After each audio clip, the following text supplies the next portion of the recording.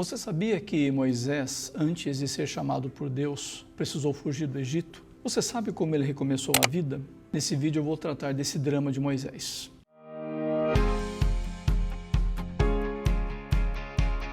Bem-vindo ao Bíblia, um jeito diferente de ler. Eu sou o João Leonel. Estou desenvolvendo a série Personagens Bíblicos e seus dramas. A ideia é olhar para essas histórias antigas que estão registradas na Bíblia e perceber como elas trazem temas e assuntos tão pertinentes e tão atuais, tão nossos, dos nossos dias. Vou fazer isso dentro daquilo que eu tenho feito nos meus vídeos, que é analisar os textos literariamente. Mas antes de prosseguir, algumas informações a meu respeito. Tenho doutorado em estudos literários da Bíblia. Há mais de 20 anos eu pesquiso, ensino, oriento sobre essa temática e vai ser um prazer conduzi-lo nesse vídeo sobre esse tema. No início do capítulo 1 do livro do Êxodo, o narrador nos apresenta a opressão que Faraó traz sobre o povo de Israel, mandando matar todos os meninos aqueles do sexo masculino. No início do capítulo 2, um casal, tomado de coragem, resolve esconder seu filhinho para que ele não fosse morto. Depois de algum tempo, não sendo possível escondê-lo mais, eles resolvem soltá-lo dentro de um cesto nas águas do Nilo, sabendo que a filha do faraó banhava-se ali próximo. A filha do faraó, ao descobrir o menino, é contactada pela irmãzinha desse menino, que sugere que ela contrate a sua própria mãe para cuidar da criança. Isso é feito, então a mãe da criança, que será Moisés, cuida dele, e depois, mais à frente, quando já moço, a filha do faraó o retoma e o leva para o palácio para cuidar dele. Então, na próxima cena, no capítulo 2, do versículo 11 ao 15, nós temos agora Moisés já adulto surgindo em cena. Eu leio o texto. Naqueles dias, sendo Moisés já homem feito, saiu para visitar os seus irmãos e viu o trabalho pesado que faziam. Viu também que certo egípcio espancava um hebreu, um do seu povo. Olhou para todos os lados e, vendo que não havia ali ninguém, matou o egípcio e escondeu o corpo na areia. Moisés saiu no dia seguinte, e eis que 2 hebreus estavam brigando. Então perguntou ao culpado: por que você está espancando o seu próximo? O homem respondeu: quem pôs você por príncipe e juiz sobre nós? Está querendo me matar como matou aquele egípcio? Moisés ficou com medo e pensou: com certeza já descobriram o que eu fiz. Informado desse caso, Faraó quis matar Moisés. Porém, Moisés fugiu da presença do faraó e foi morar na terra de Midian. O narrador nos diz que Moisés, homem feito, resolve visitar os seus irmãos. Ao visitá-los, presencia uma cena onde um egípcio espanca um dos israelitas. Moisés resolve então tomar as dores do seu compatriota e acaba matando aquele egípcio. No entanto, descobre-se que ele foi o autor dessa morte. Inclusive o faraó sabe disso e tenta culpabilizá-lo. Temendo por sua vida, Moisés resolve ir embora e ele foge para as terras de Midian. Esse é o drama que sobrevém à vida de Moisés. Diante do risco, o que ele faz? Resolve fugir. E agora Moisés está em Midian e a vida dele recomeça naquele lugar. Eu leio o texto aqui de Êxodo, capítulo 2, do versículo 16 ao 22, onde descreve essa situação. O sacerdote de Midian tinha 7 filhas, as quais vieram tirar água e encheram os bebedouros para dar de beber ao rebanho de seu pai. Então vieram os pastores e as expulsaram dali. Moisés, porém, se levantou e as defendeu e deu de beber ao rebanho. Quando elas voltaram para junto de Reuel, seu pai, este lhes perguntou: por que vocês vieram mais cedo hoje? E elas responderam: um egípcio nos livrou das mãos dos pastores e ainda nos tirou água e deu de beber ao rebanho. Então Reuel disse às filhas: e onde está ele? Por que vocês o deixaram lá? Chamem o homem para que venha comer conosco. Moisés consentiu em morar com aquele homem.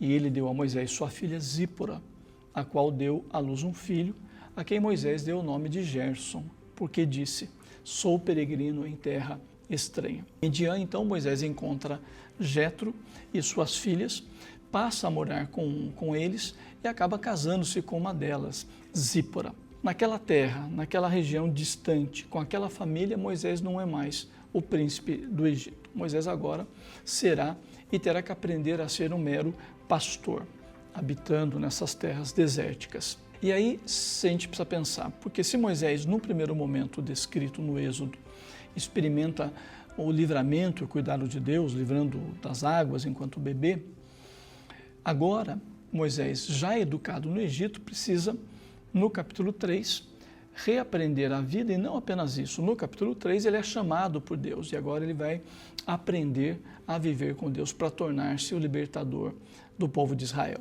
E esse fragmento da história de Moisés permite que a gente teça algumas reflexões. É isso que eu quero fazer agora. A primeira delas é que Moisés experimenta o drama e o sofrimento do seu povo apenas na idade adulta. Pense bem, Moisés vivendo com a sua mãe, na medida em que a filha do faraó pediu para que ela o cuidasse e criasse Moisés, ele deveria então ouvir histórias acerca da opressão do seu povo, ouvir histórias acerca de si mesmo, da sua libertação. Em outras palavras, Moisés sabia que ele era israelita e sabia do sofrimento do seu povo. No entanto, apenas só depois de adulto, depois de um lapso de tempo, é que ele parece se importar. Ele vai visitar o povo, vê o que sempre aconteceu com o seu povo, vê alguém sendo espancado e reage. E aí a gente pode pensar que provavelmente Moisés viveu numa bolha ali no Egito, no palácio, na corte, no meio do saber, de dinheiro e de tudo aquilo que o poder do faraó podia propiciar. Viver numa bolha não é algo estranho para nós. De certa maneira, todos nós escolhemos a bolha onde queremos viver. A questão é que, no caso do Moisés, viver numa bolha não anulava a realidade do seu povo, realidade de sofrimento e dor. O mesmo se dá com a gente. O fato da gente poder viver numa bolha que nos isole de certos problemas e certas situações sociais não faz com que elas não existam. Simplesmente nos afasta delas. Mas a questão que eu acho que vem para a gente é a seguinte: será que dá para fugir da realidade? Dá para a gente fugir do que está acontecendo? Dá para a gente entrar na bolha e esquecer o que está um pouquinho longe de nós? Mais do que isso, será que a gente, como cristãos, seguidores de Jesus, a gente pode de fato esquecer ou desprezar os problemas que ocorrem com familiares, com amigos, vizinhos, ou enfim, pessoas com quem a gente contacta? Será que é possível que isso aconteça? Acho que não. Acho que a história do Moisés lembra a gente que a gente precisa sair da nossa bolha. Uma segunda reflexão é que Moisés se vê envolvido de forma inesperada num conflito. Ele está lá visitando o pessoal ali do seu povo e de repente ele vê uma cena de luta ali de um egípcio espancando um israelita. Ele defende o seu compatriota, era natural que ele o fizesse, mas ele mata o egípcio. E aí então é uma coisa meio que inesperada. Ele sabe que está cometendo o crime, tanto que o texto bíblico diz que ele olha para ver se ninguém está vendo, daí ele mata o homem. Infelizmente para Moisés, alguém viu. E essa informação, essa notícia de que ele matou alguém vaza e as pessoas ficam sabendo a ponto de que no dia seguinte alguém o acusa de ter matado um egípcio. Isso chega aos ouvidos do faraó, que quer punir Moisés. Moisés, obviamente, se enche de medo e resolve fugir dali. Uma coisa que a gente precisa refletir aqui é o seguinte: a ação de Moisés em matar um egípcio, a gente pode encarar até com uma certa naturalidade, uma reação a uma violência. No entanto, esse é o método normal das pessoas e da sociedade. É o método que Moisés tem em mãos, que talvez ele aprendeu no Egito. Não é? A força se impõe sobre o mais fraco, o forte se impõe sobre o mais fraco. A grande questão é, essa ação violenta traz só problema para ele tem que ir embora, ele tem que sair fugido. E numa reflexão cristã, a gente tem que pensar que essa forma de agir, essa forma egípcia de agir, não é a forma que Deus age, não é a forma que Deus escolhe para agir. O Moisés quis ser libertador ali do seu compatriota, mas isso só trouxe problema para ele, de modo que ele precisou fugir do Egito. É bom a gente lembrar que os caminhos do Egito nem sempre são os caminhos, e na maior parte das vezes não são os caminhos que os cristãos precisam adotar. Deus tem outros caminhos. Moisés será o libertador no caminho de Deus, do modo como Deus quiser mais à frente, e não por sua própria força. A gente precisa aprender isso. O caminho do Egito não é o caminho do seguidor de Jesus. Uma terceira reflexão é que em Midian, Moisés precisa recomeçar a vida. ali quase que não vale nada ele ser um príncipe do Egito, ele ser um cara famoso, ter muita cultura e sabedoria. Na realidade, ele vai precisar aprender a cuidar de rebanhos, de ovelhas, de cabras. Essa é a realidade da vida de Moisés. Ele deixa o luxo e passa para uma vida muito simples. Claro, não é o que ele queria, mas é aquilo que veio sobre ele, foi o modo que ele precisou viver, o recomeço de vida que ele teve. E é nesse contexto de humildade que ele vai ser educado por Deus para se tornar o Moisés libertador nos capítulos seguintes do livro do Êxodo. Eu acho que na nossa vida há uma semelhança com isso. Nem sempre a gente entende o que acontece conosco, principalmente as situações ruins, os problemas, as catástrofes, enfim, as coisas que sobrevêm para nós, das quais a gente não consegue dominar e dar conta. Muitas vezes a gente precisa recomeçar. E o recomeço, na maior parte das vezes, não é fácil, porque o recomeço sempre se dá em moldes diferentes daquilo que a gente viveu e fez anteriormente. Recomeço, via de regra, exige de nós reconhecimento de erros, humildade para assumir um momento novo, abertura para aprender coisas. Não é fácil, não é fácil. Recomeçar nunca é fácil.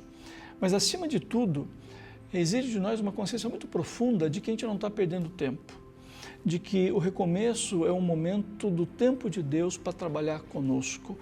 E a gente precisa prestar atenção nisso. A gente não está perdendo tempo, mas Deus está investindo na nossa vida.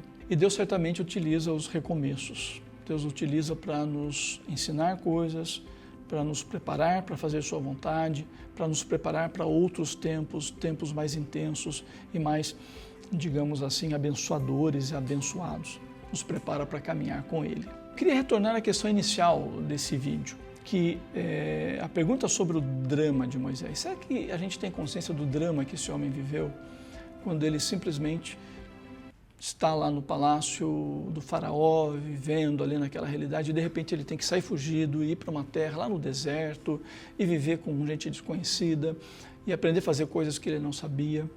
Será que a gente compreende isso, esse recomeço de vida do Moisés? Eu espero que nessa pequena reflexão a gente tenha compreendido que, apesar dos pesares, esse problema todo, esse drama de Moisés e a decisão dele fugir e a decisão dele começar uma nova vida, foi, de alguma maneira, um processo que Deus constituiu na vida dele para que ele se preparasse para coisas boas e muito positivas que viriam à frente.